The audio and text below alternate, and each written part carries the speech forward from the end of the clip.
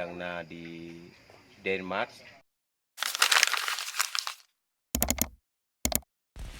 Assalamualaikum warahmatullahi wabarakatuh. Terus semangat kepada rekan-rekan yang bahwasanya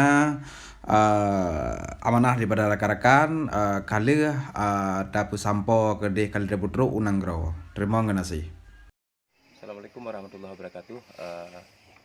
Sahabat Lun atau saudara Lun yang na di Denmark atau aktivis WAA yang akan membantu saboh ampere listrik kepada Kak Nurmala, dan alhamdulillah nyo kajet dimanfaatkan li Kak Nurmala ya, insyaallah amanah urun-urunian kalau lu sampaikan dan kata pasang tamlake bejit bermanfaat bagi keluarga Kak Nurmala. Ya alhamdulillah malamnya yang KGE karena lampu penerang milik pribadi Drogo sendiri itu berkat daripada donasi atau sumbangan daripada urungnya di Denmark Kak Nurmala.